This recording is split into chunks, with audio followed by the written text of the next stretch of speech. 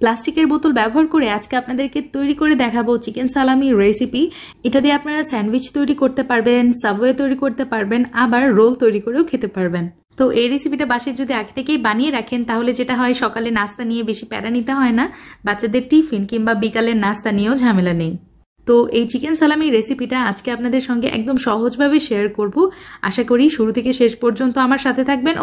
আরেকটা কথা, সেটা হচ্ছে এই রেসিপিতে আমি আরও শেয়ার করব এই চিকেন সালামি কিভাবে আপনারা সংরক্ষণ করবেন। So without any further delay let's start our cooking. প্রথমেই লাগছে আমার একটা স্কিন সহ চিকেন। আমি এখানে আস্ত চিকেন নিয়েছি।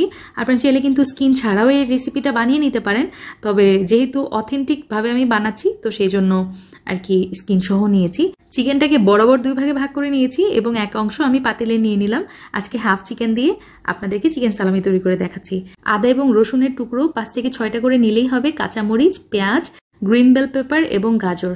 আমি এখানে যেটা করেছি, পেঁয়াজ কুচি নিয়েছি প্রায় 1/4 কাপ, তার সাথে কতগুলো এই যে বেল পেপারের টুকরো ব্যবহার করেছি, 3 থেকে 4টা টুকরো হয়েছে। তার সাথে দিয়েছি হচ্ছে এই যে গাজর, আমি প্রায় 8 থেকে 10টার মতো স্লাইস করে দিয়ে দিলাম।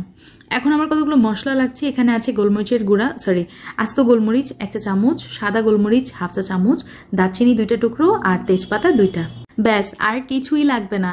এখন শুধু 4 থেকে 5 কাপ মতো পানি আমি এই মাংসের মধ্যে অ্যাড করে দিব এবং চুলাতে এই হাঁড়িটা বসিয়ে দিচ্ছি।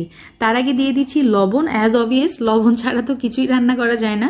আমি 2 চা চামচ লবণ দিয়েছি। চুলার জাল হাই হিটে করে আমি প্রায় 15 থেকে 20 মিনিট এটা জাল করে নিয়েছি। দারুণভাবে সিদ্ধ হয়ে গেছে।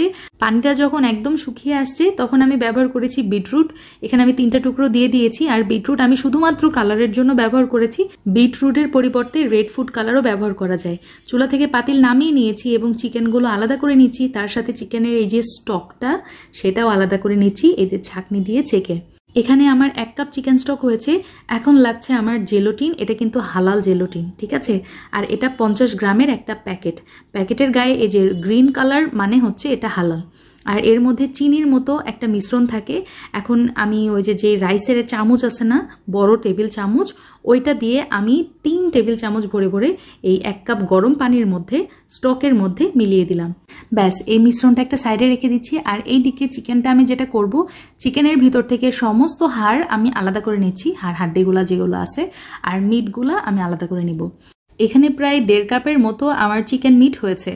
আর এই যে ভেজিটেবলের মধ্যে থেকে দারচিনি আর তেজপাতা উঠিয়ে ফেললাম, আর তার মধ্যে এই যে চিকেন মিটগুলো দিয়ে দিলাম। সাথে লাগছে আরেকটু লবণ। আমি টেস্ট করে দেখেছি, আমার কাছে একটু কম মনে হয়েছে। 1/2 চা চামচ মতো লবণ দিয়েছি। আর গুঁড়া দুধ ব্যবহার করেছি 2 চা চামচ। আর ভাজা অর্থাৎ টালা জিরার গুঁড়া আমি এখানে ব্যবহার করেছি 1 চা চামচ। আর ওই যে জেলোটিনের সাথে চিকেন স্টকটা মিক্স করে রেখেছিলাম, সেখান থেকে অল্প অল্প করে পানি এখানে অ্যাড করতে থাকবো, মানে স্টক অ্যাড করতে থাকবো আর এটা ব্লেন্ড করতে থাকবো। আমি এখানে হ্যান্ড বিটার ইউজ করছি। আপনার চাইলে কিন্তু ব্লেন্ডার যেটা আছে, ব্লেন্ডার জার, এটাও ইউজ করতে পারেন। তো চিকেনের এই মিশ্রণটা খুব সুন্দরভাবে ব্লেন্ড হয়ে গিয়েছে আর এটার কনসিস্টেন্সি দেখে নিয়েছেন নিশ্চয়ই। এখন লাগছে আমার একটা প্লাস্টিকের বোতল। আমি এখানে 500 ml এর একটা প্লাস্টিকের বোতল ব্যবহার করছি। মুখাটা উপর থেকে কেটে নিলাম, ওপরের অংশ। এখন এই যে চিকেনের মিশ্রণটা বোতলে পোর করে দিচ্ছি।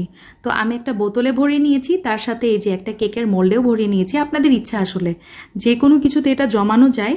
আমি যেটা করেছিলাম, ফ্রিজের নর্মাল চেম্বারে চিকেন সালামিগুলো রেখেছিলাম ওভারনাইট, অর্থাৎ 12 ঘন্টার মতো হবে। তো 12 ঘন্টা পরে আপনাদেরকে দেখিয়ে দিচ্ছি এটা কত সুন্দরভাবে সেট হয়ে গেছে আর একদম শক্ত হয়ে গেছে। সব কাজ কমপ্লিট। এখন শুধু রেজাল্টটা আপনাদের সঙ্গে শেয়ার করার পালা। আমি যেটা করেছি, একটা কিচেন সিজন নিয়েছি এবং এই বোতলটা কেটে নিচ্ছি। দেখতে পাচ্ছেন কত ইজিলি এটা কেটে ফেলা যায়। আর এই যে এভাবে মানে কাটার অংশে হাত দিয়ে ধরে একটু ফাঁকা করে নিলেই এটা ইজিলি মোল্ড আউট হয়ে যাবে। আর এখন একটা ধারালো ছুরি দিয়ে আমি এই সালামিগুলো কেটে নিচ্ছি। দেখতে পাচ্ছেন কত সুন্দর স্মুথলি এটা কেটে যাচ্ছে আর এটা একদম জেলোর মতো হয়েছে আর কত সুন্দর হয়েছে টেক্সচারটা, মাশাআল্লাহ। এখন যেটা করব, ঝটপট একটা স্যান্ডউইচ তৈরি করে নিব, কারণ আমার আর তর্স হয়েছে না। আমার মনে হচ্ছে কখন এটা খাবো।